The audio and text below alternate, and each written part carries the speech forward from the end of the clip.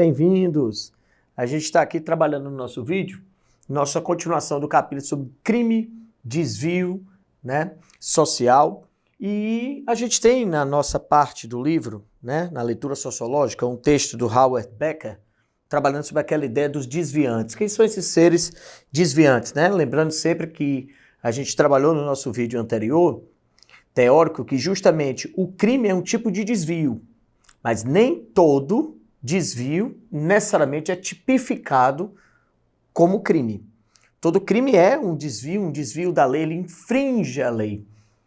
Mas o desvio, na sua natureza, não necessariamente ele vai chegar à condição de crime, tá? Então, o texto dele, que é justamente sobre aqueles desviantes, aqueles seres chamados outsiders, diz assim: quero dizer, isto sim, que grupos sociais criam desvios ao fazer as regras cuja infração constitui desvio, e ao aplicar essas regras a pessoas particulares e rotulá-las como outsiders. Elas estão fora do padrão, outsiders. Desse ponto de vista, o desvio não é a qualidade do auto que a pessoa comete, mas a consequência da aplicação por outros de regras e sanções ao infrator. O desviante é alguém a quem esse rótulo foi aplicado com sucesso. O comportamento desviante é aquele que as pessoas rotulam como tal. Como o desvio é, em outras coisas, uma consequência das reações dos outros ao ato de uma pessoa, os estudiosos do desvio não podem supor que estão lidando com a categoria homogênea quando estudam pessoas rotuladas como desviantes. Isto é, não podem supor que estas pessoas cometeram realmente um ato desviante ou infringir alguma regra, porque o processo de rotulação pode não ser infalível. Algumas pessoas podem ser rotuladas de desviante sem, de fato, terem infringido uma regra. O que é que esse texto nos remonta, gente? Essa construção do desvio moral, do desvio de conduta social. Isso é um estudo do Becker, do Howard Becker, que trabalha com a ideia de que algumas pessoas em sociedade não seguirão os padrões considerados normatizados. Entenda que a conduta ela vai normatizar um indivíduo. Essa normatização, associada às nossas percepções morais, e aí vai de sociedade para sociedade, e de tempo histórico para tempo histórico, vai fazer com que quem não se adeque a isso seja considerado desviante. Ele usa o termo outsider. Em inglês, Ele está fora desse padrão, está fora dessa norma. Lembrando que essa condição de conduta, ela, como ele diz no texto, não é infalível. Pode ser que alguém que eu considere desviante, quando eu vou analisar, na verdade, essa condição de desvio é uma condição falha da nossa interpretação. Por quê? Há um grupo social que é usado como referência para a gente entender o que é ser desviante. Será que esse grupo social, quando a gente faz uma análise mais profunda de suas relações, aquele que está se desviando é que passará a ser o padrão? Vamos pensar, por exemplo, mulheres que eram atrizes. Na década de 30, na década de 40, elas eram minoria. Sofriam por serem desviantes, por estarem fugindo do seio da família para trabalhar fora de casa. E não estavam cumprindo o seu papel normatizado pela sociedade. Hoje, nós já temos em muitos países as mulheres como sendo o centro social de maior responsabilidade financeira dentro de suas residências. Ela é o principal provento do núcleo familiar. Nós já temos muitas vezes os homens assumindo o papel que alguns anos atrás era destinado à mulher, de cuidar das crianças e das questões domésticas, porque ela é quem é o sustentáculo financeiro da família.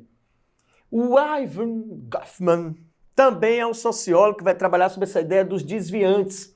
Só que aí ele vai trazer para a gente, a relação dele de objeto de estudo é o estigma.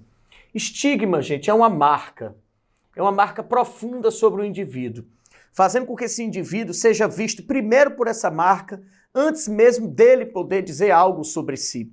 Imagine que você é tão estigmatizado, uma caricatura tão forte de algo, que você nem tem direito à fala. Você vai ser julgado pela sua cor de pele, pela sua condição social, pelo bairro de onde você veio, pela conduta da qual você tem, pela roupa que você veste. Então, ele acha que esses indivíduos que são pensados como desviantes, esses indivíduos que estão fora do padrão, sofrem esse estigma. E esse estigma leva a uma rejeição ou até uma exclusão. Você ouviu de seus pais e vai ouvir durante muito tempo a ideia de que certos comportamentos vão fazer com que você não tenha acesso a, por exemplo, locais de trabalho. E esses comportamentos eles vão desde uma rejeição até a gente transformar aquele comportamento numa forma de exclusão definitiva.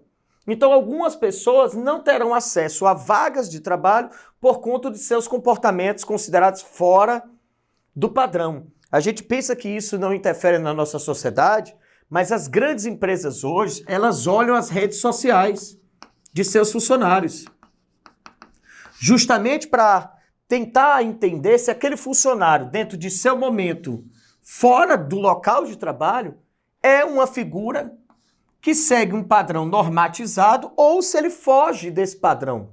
Nós temos N casos, inclusive, de pessoas que vão ser excluídas de uma situação por conta desse comportamento considerado desviante. De novo, para o Irving, mais do que entender o que é esse desvio, é perceber que ele gera esse estigma, essa marca.